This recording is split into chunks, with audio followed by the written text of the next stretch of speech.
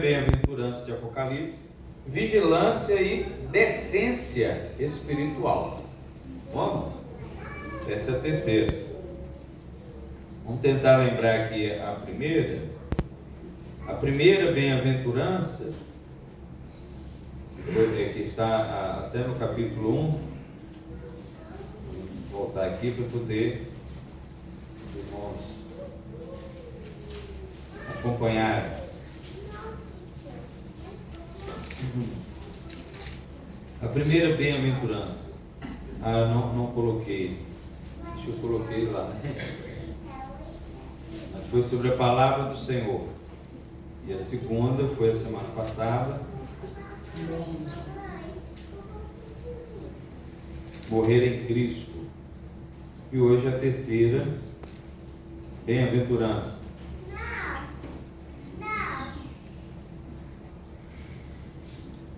Lembra aí o que eu falei? A terceira bem-aventurança, vigilância e decência espiritual. Vamos repetir isso aí? Vigilância e decência espiritual. Amém. Diz assim, eu vou ler na minha aqui, mas eu queria que fizesse uma leitura aí na versão ordinária, né? Mais tradicional. Eis que vem como vem o assaltante. Bem-aventurado todo aquele que se mantém alerta e conserva suas vestes preparadas, pois assim não terá de correr nu e ter sua vergonha exposta ao público. Vamos fazer mais uma leitura? Eis que vem como ladrão.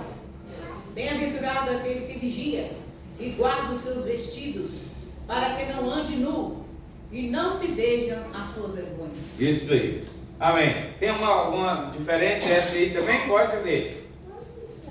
Vem como um ladrão, feliz aquele que vigia e toma conta da sua roupa, a fim de não andar nu e não ficar envergonhado em tudo. Amém. Essa aí é a NTLH, né? Parte de hoje. Tem mais alguma diferença dessas três? Pode ler. Não tem. Então vamos prosseguir aqui. Então tá aí, a terceira bem-aventurança de Apocalipse, vigilância e decência espiritual. Meus irmãos, é possível que esta bem-aventurança, essa terceira, não desperte muito a atenção de alguns crentes. Por quê? Essa bem-aventurança está entre as exortações que ouvimos direto há muito tempo, e é comum o ser humano não levar em conta algo que ele esteja habituado a ouvir, e chega ao ponto de passar despercebido. Uma coisa que você ouve todo dia: ah, não, isso eu já sei. Não é assim? Isso eu já sei. Ah, já sei o que vai pregar lá. Ó. Não vou no culto não, porque eu já sei até o que o pastor vai falar. Então isso acontece com o ser humano. É comum isso acontecer ao ser humano. Ele ouve tanto, ele já sabe. E aí a gente fala, até as músicas, né? Os louvores que canta, a gente canta há muito tempo, então sai mecanicamente. Já li a Bíblia aqui 20 vezes, 40 vezes, 60 vezes, eu já sei de tudo que está escrito. Pois fala assim: eu não vou na escola bíblica não, porque eu já sei de tudo.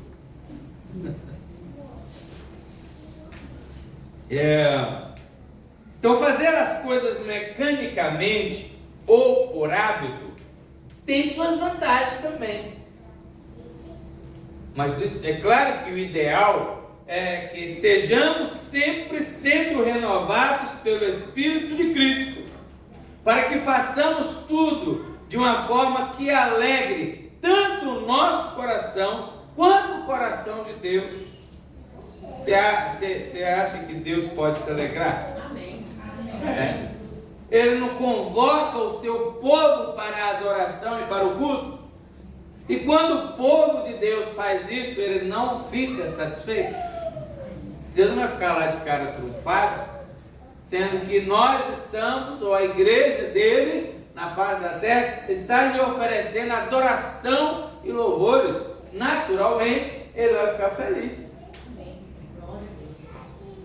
Mas eu disse tudo isso para exemplificar uma palavra que pode passar despercebido, como eu falei, que a gente ouve demais. A palavra vigilância. Essa palavra, claro, ela não é de origem cristã. Por exemplo, aleluia. Você não vê isso aí na literatura secular, você não vê isso mesmo na antiguidade. Essa é uma palavra de origem divina, cristã, ou da fé, né? De Deus. Outra palavra, amém. Visto que ela tem um significado, não se deve ficar falando essa palavra aí à torta e direito. Ela é coisa, né, uma expressão bíblica, só se encontra na Bíblia. É uma expressão de crente. Então é isso que eu estou dizendo. Mas essa palavra vigilância não é de origem cristã. Mas quem usa ela mais são os crentes. Os crentes usam muito essa palavra. Na Bíblia está escrito demais, ó, vigiai e orai. Olha aí, isso está escrito na Bíblia. Há muitas parábolas sobre vigilância, né? Na Bíblia, tem muitas palavras. Olha, vigia. Uma expressão que crente usa, vigia, irmão. Só crente que usa essa expressão aí, que tem essa palavra, vigilância. Enfim, nos acostumamos tanto a ouvir e a falar essa palavra, que corremos o risco de perder o seu significado, como é natural acontecer com tudo que nos acostumamos. Mas estamos aqui hoje para trazer de volta à nossa memória esse significado. Amém. Da palavra vigilância. Amém. Independente dessa palavra ter esfriado seu significado por aí, o fato é que quem vigia é um bem-aventurado. Amém. Está escrito aí, bem-aventurado todo aquele que vigia. Amém. Então pergunta aí, você é bem-aventurado? Aí ele já sabe se sim ou se não. Não precisa nem responder para ele, viu, irmão? Mas vamos lá. Teremos duas partes, tá, irmãos? Apenas hoje. Essa primeira é vigiar a vida. Como já disse, a palavra vigilância não é uma novidade para nós, os crentes. Tanto é que se for pedido para que conceituamos essa palavra, acredito que nenhum de nós teremos dificuldade de dizer o que ela significa.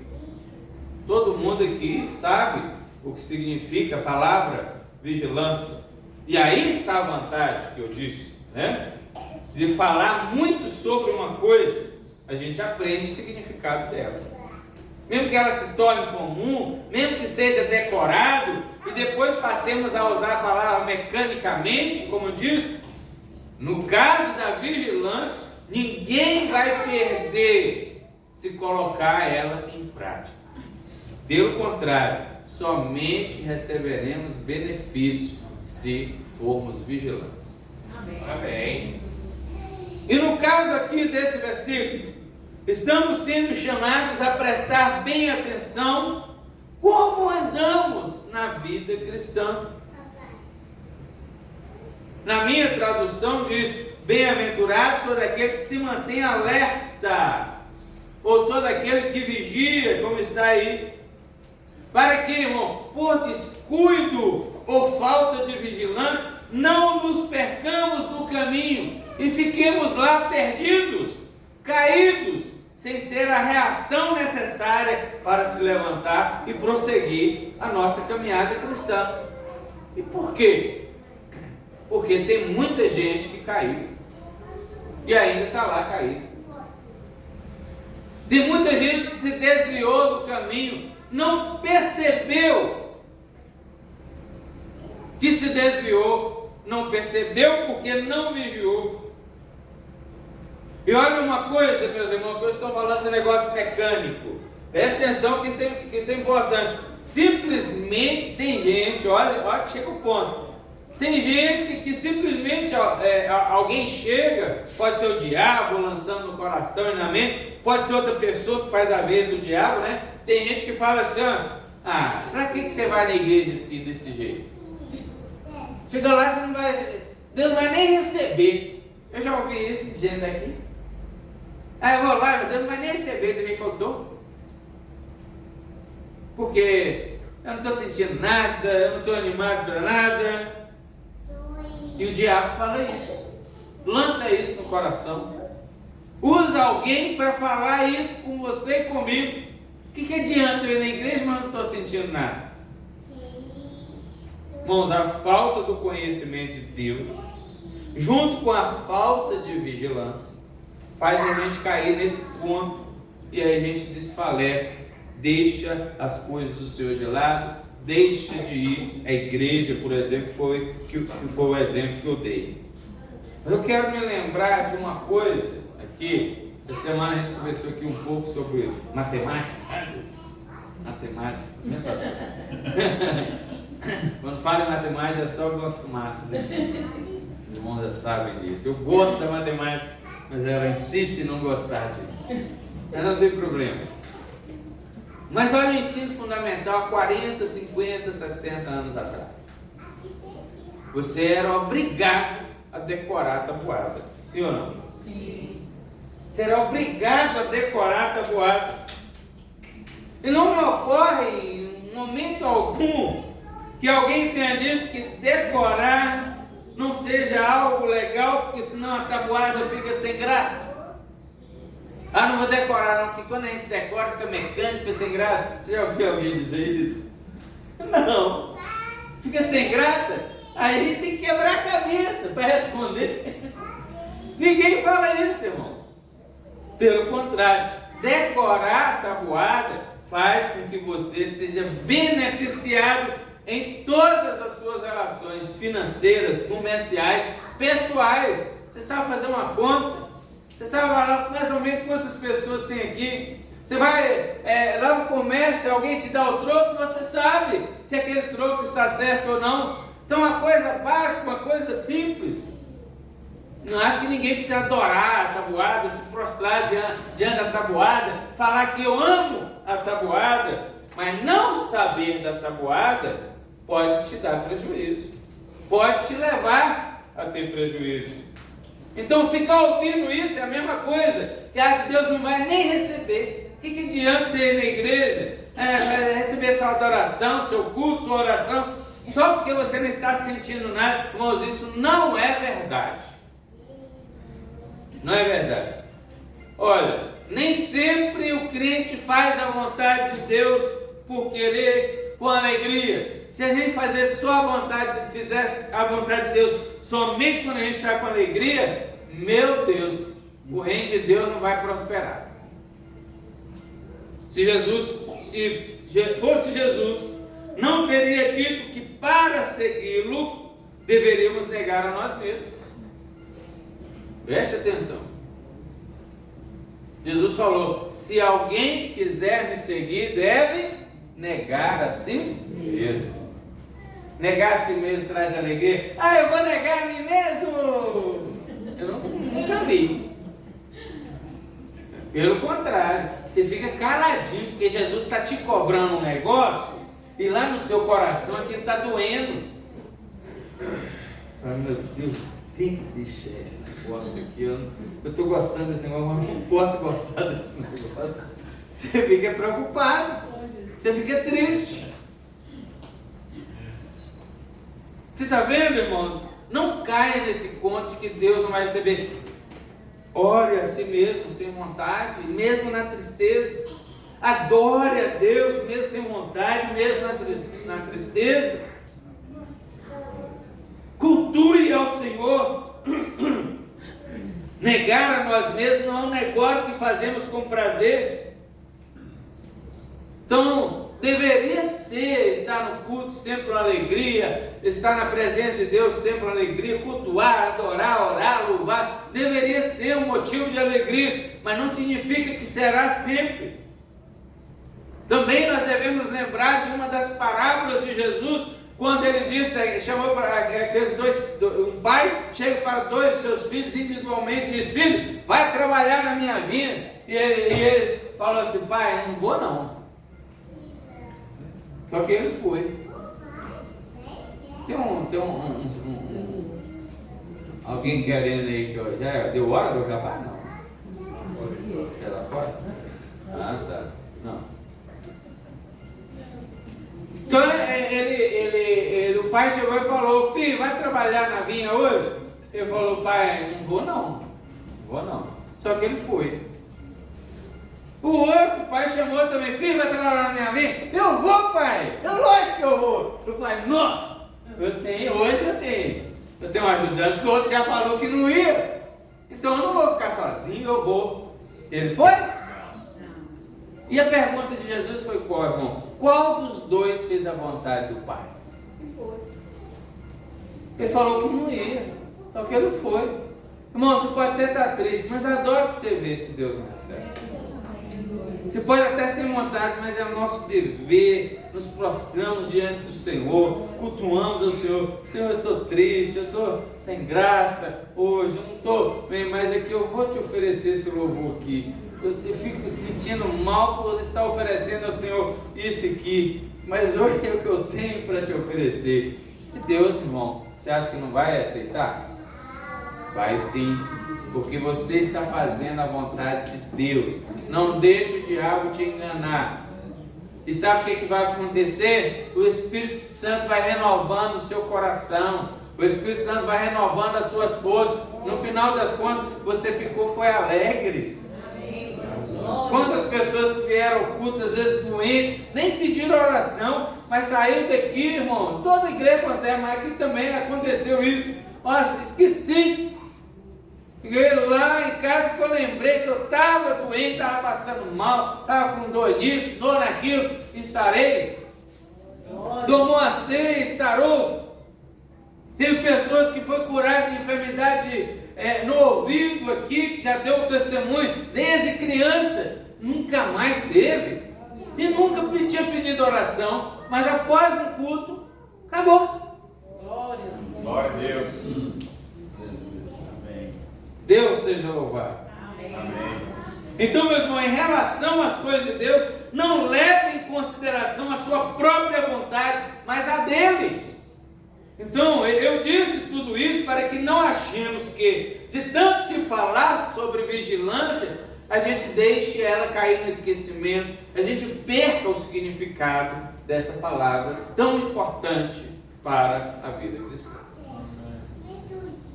Mas é claro, não significa que não devamos desenvolver o nosso amor para com Deus, a fim de que o sirvamos em plena satisfação.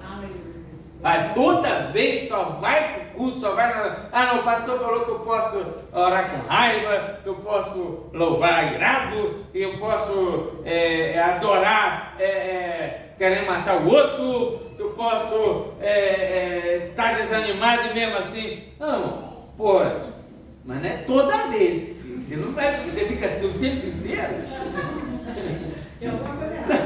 Não é o tempo inteiro que você fica assim.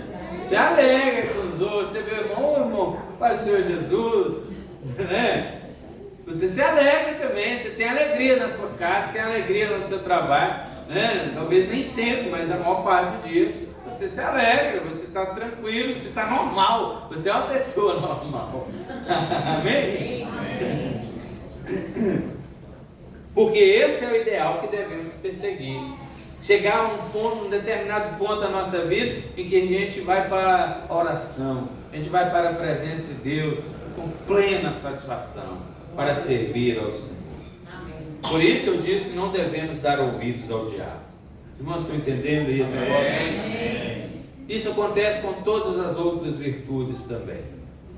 E em relação à vigilância, se não estamos com vontade de vigiar, vigiemos a si mesmo. Viu? Se a palavra vigilância perdeu o seu significado, devemos renovar o significado dessa palavra, porque ela é crucial para a nossa existência eterna. Eu acho que para entendermos melhor o significado dessa palavra vigilância, eu quero usar uma outra aqui. Para entender o significado melhor da palavra vigilância. Uma outra palavra que eu vou usar e uma outra parábola para que abra a nossa mente ao real significado da palavra vigilância. E a palavra que eu quero usar não é cuidado. A palavra cuidado. Porque cuidado, ela significa vigilância. Mas nem é essa que eu quero usar. Tem a ver com vigilância a palavra cuidado.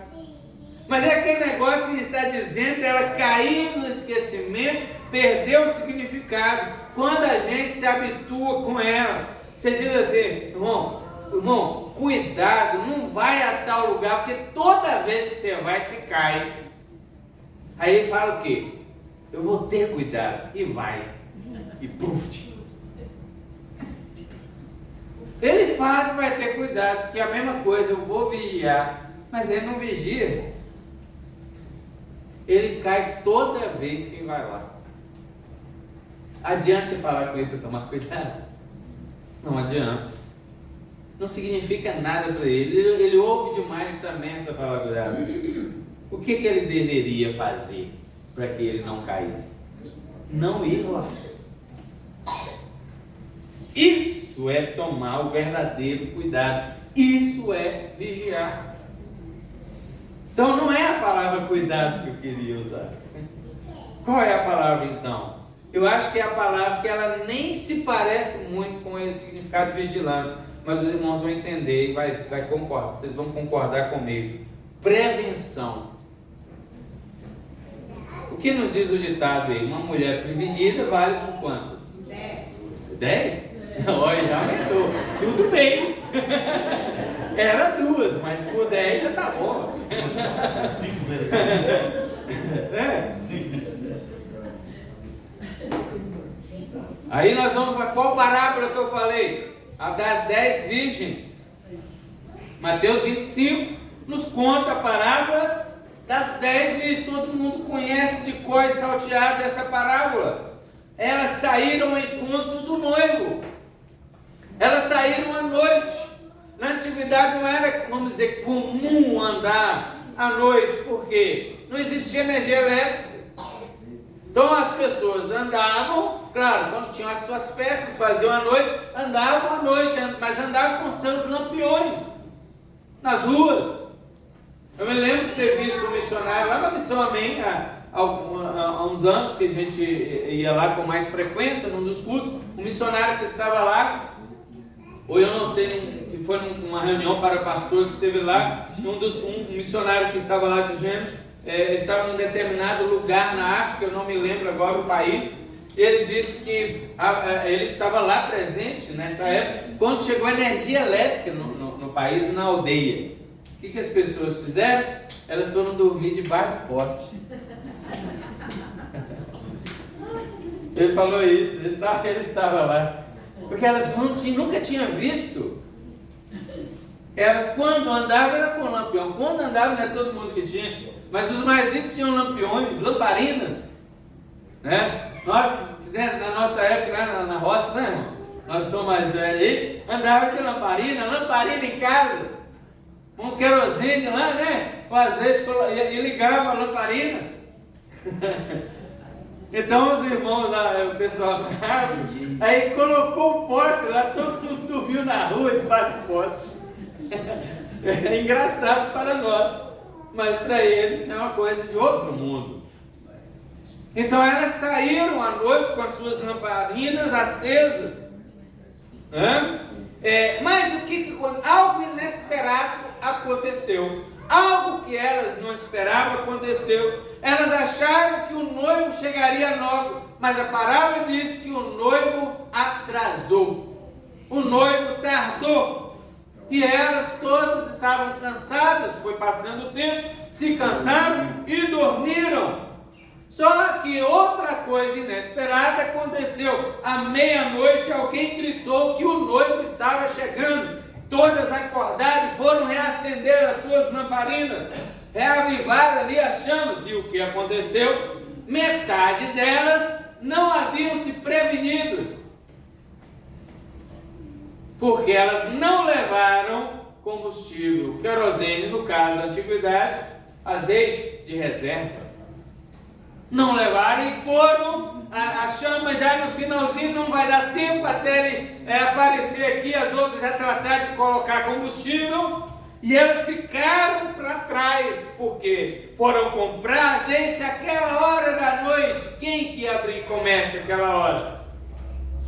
Saíram a toda e até conseguiram. O tempo passou, o noivo passou, seguiu o cortejo, entrou lá onde ele tinha que entrar. Elas, as que voltaram, até conseguiram, né, o combustível lá, o querosene, o azeite no caso, mas quando elas retornaram, a porta já havia se fechado e o noivo não quis abrir mais. Elas ficaram batendo na porta, mas o noivo não quis abrir mais. Olha, não conheço vocês. Tudo por falta de prevenção, que na verdade é vigilância. Está vendo que prevenção ficou melhor para entender a vigilância? Cuidado que essa lâmpada vai apagar. Qual é o cuidado que tem que ter? Levar uma reserva, de reserva. Esse é o único jeito de ter cuidado. Vai apagar. Não, o noivo vai chegar. Você está torcendo para o noivo chegar. Isso não é cuidado. E aí, irmãos, me chama muito a atenção, eu estou repetindo isso sempre. Lucas capítulo 13, verso 24. Jesus exortou: esforçai-vos por adentrar pela porta estreita, pois eu vos asseguro que muitas pessoas procurarão entrar e não conseguirão. Sempre eu estou falando isso aqui, porque isso me abalou. Aqui não está falando de gente que não está nem aí para a porta, ele nem vai bater lá. Aqui não está dizendo de gente que está interessada no reino de Deus. Aqui está dizendo de gente que está interessada e que vai bater, mas não será aberta a porta mais. Por quê? Faltou vigilância. Vocês entenderam aí com essa palavra a importância de andarem prevenidos? Por isso eu disse prevenção e não cuidado. Preferi usar a palavra prevenção porque eu acho que explica melhor vigilância. Então, bem-aventurado todo aquele que vigia. Se a gente esquecer o que significa vigilância, estamos correndo o mesmo risco. E olha aí o que vem no começo do versículo. O que vem no começo do versículo? Antes da palavra bem-aventurado. O que vem? Eis que venho como ladrão. Olha aí. Quem falou isso? O próprio Jesus. Eis que venho como ladrão. Vigia. Jesus não disse que ele era um ladrão. Não. Ele disse que vem como um ladrão vem. Como é que o ladrão vem? O ladrão não manda um recado: olha, eu vou assaltar aí tal hora na sua casa. Ele não avisa a hora que ele vai assaltar. Ele não diz que arma que ele vai usar. Outra coisa, o ladrão chega numa hora em que ele acha que está todo mundo dormindo, inclusive. Ele calcula, né? Ele calcula. Meus irmãos, ainda que do ponto de vista humano o glorioso retorno de Cristo esteja demorando, o crente fiel e previdente é chamado a viver vigiando. Isto é, sempre preparado espiritualmente para seu definitivo encontro com Deus. Porque o crente tem certeza que Jesus voltará. Amém. Será um retorno repentino, mas não inesperado para nós. É repentino, mas a gente está esperando. Não vai ser surpresa. Quando você falar assim, já aconteceu, quem não foi, não foi. né? Igual um pastor que eu conheço, ele disse que estava em atividade na igreja, ele já tinha sido consagrado ao pastorado, estava em atividade e tal, e ele um dia esteve, acho que eu falei isso aqui durante a semana, ele um dia esteve no interior, no Espírito Santo, lá foi ministrar numa igreja, e estava lá no hotel, e aí eu sei que ele acordou de madrugada porque aconteceu um problema lá numa cidadezinha bem pequena, mas de madrugada aconteceu lá umas luzes, uns relâmpagos. Eu falei, gente, Jesus está voltando, e agora? E eu fiquei, ele ficou todo preocupado. E aí foi para oração, mas não adianta o quê?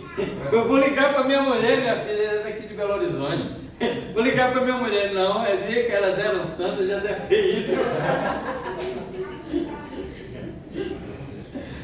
Mas aí ele ficou lá, ele até escreveu um livro falando, eu fiquei em posição fetal, meus irmãos, orando e orando. Depois eu adormeci, acabei adormecendo, depois de manhã cedo, cheguei lá pro porteiro, né, do prédio, né, do hotel, e perguntei para ele, eu vi tudo calmo, tudo normal, perguntei para ele se tinha acontecido alguma coisa. Ele falou, não, foi um dos crentes que chegaram aí de madrugada, o ônibus bateu no poste, pegou fio com o outro, deu aquelas rajadas, aquele negócio, todo mundo saiu gritando rua fora, aquela confusão de madrugada na cidadezinha pequena, acordou a cidade toda, aí ele falou, então não foi Jesus que voltou. Deixa eu melhorar a minha vida aqui. Nossa,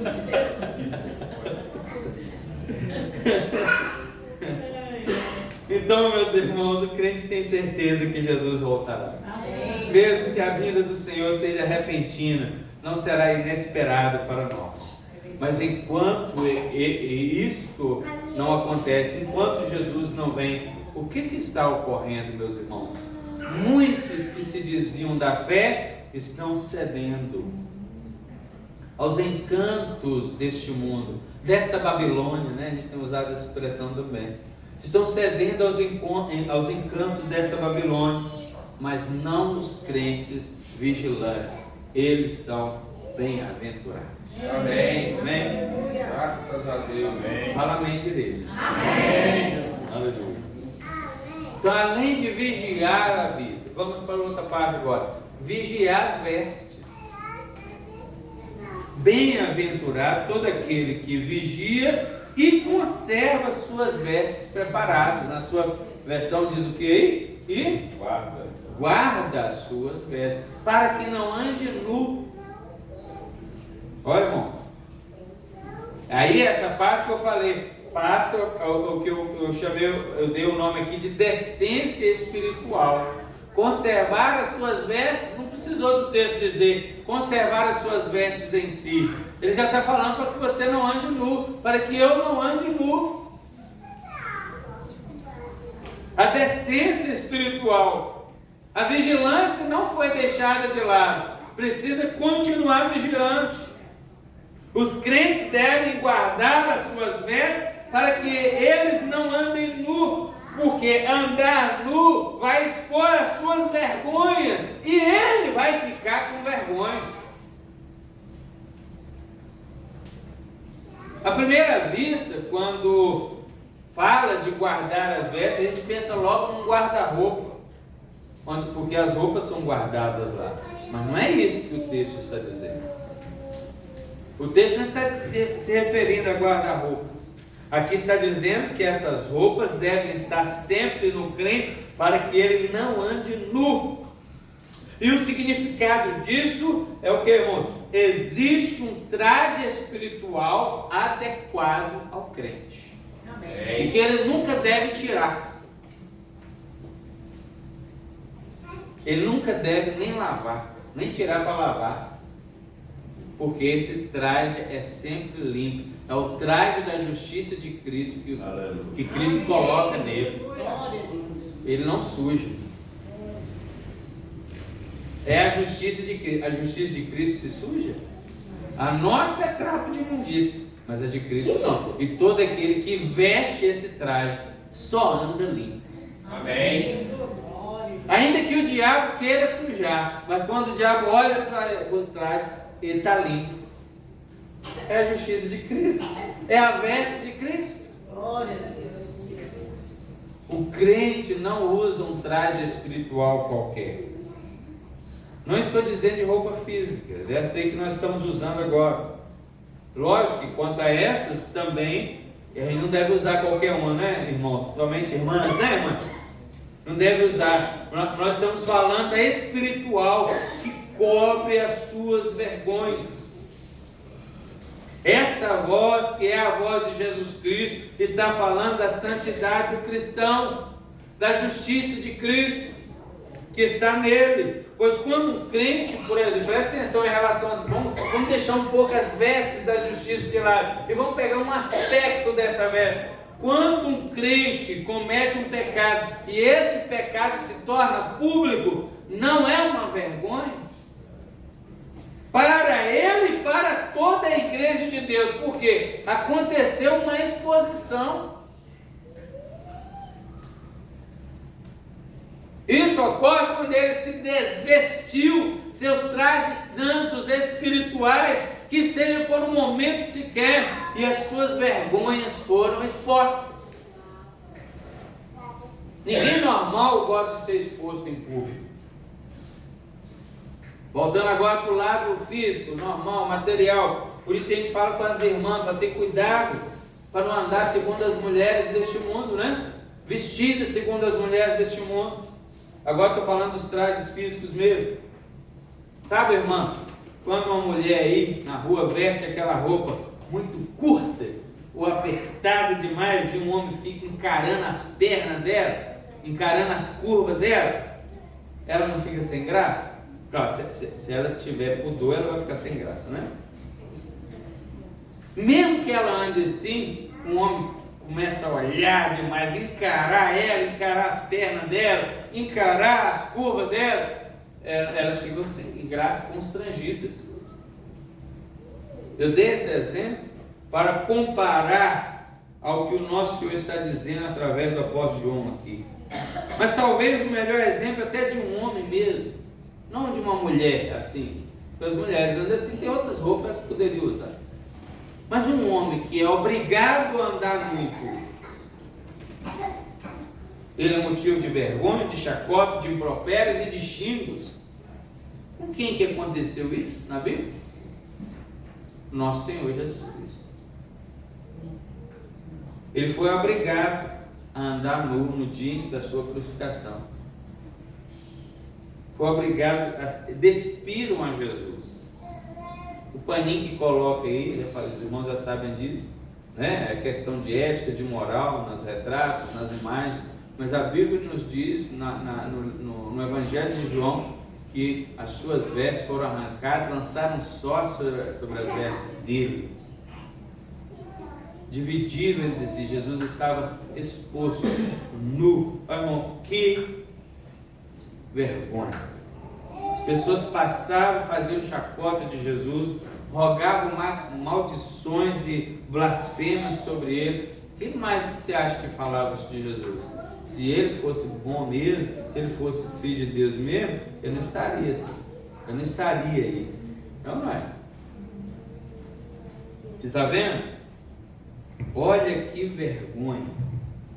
Então a gente pensa nisso, nesse versículo agora, que a gente acabou de ler, de Apocalipse 16.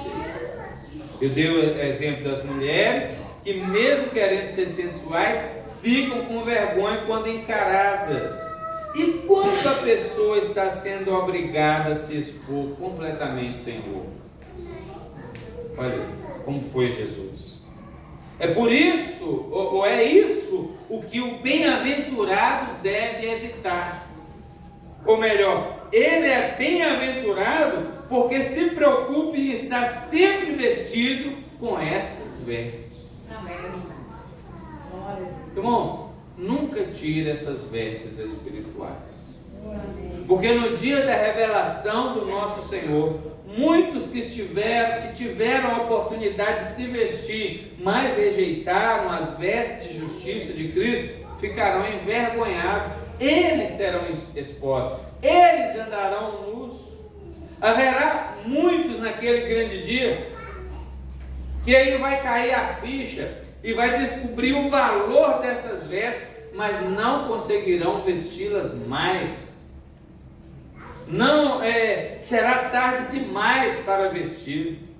Enquanto que o crente estará lá de pé diante do Filho de Deus, pois ele manteve estas vestes em seu corpo o tempo todo.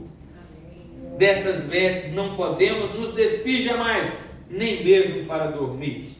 Eu li alguns dos comentadores bíblicos nessa parte dizendo que era costume no Oriente dormir sem roupa.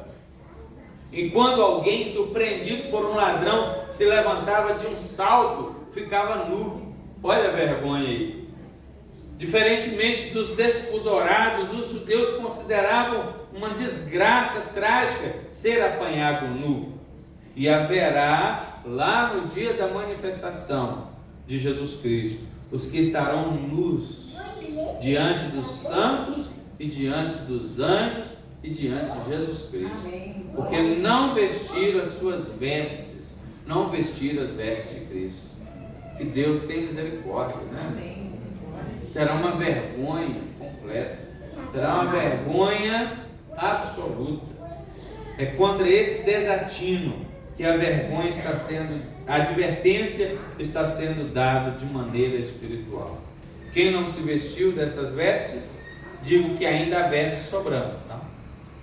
Ainda há vestes sobrando, e quem já se vestiu, conserve ela na sua vida, conserve ela. Amém? Para concluir, semana passada eu fiz a citação do livro A Peregrina aqui, né?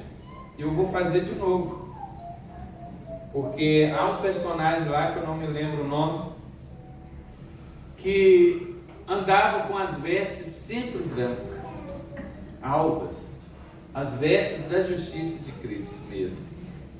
E havia um inimigo que acompanhava ele, sempre lançava lama nas vestes dele, sempre lançava lama nele e caía. Mas na mesma hora que caía, já caía, as vestes já estavam limpas. O inimigo, né, lançava lama, lançava barro para sujar ele, mas quando olhava para ele sempre estava limpo. Por mais que jogasse, olhava para ele sempre estava limpo, porque, como disse anteriormente, ele estava vestido com as vestes de Cristo. Ele estava vestido com as vestes da justiça de Cristo.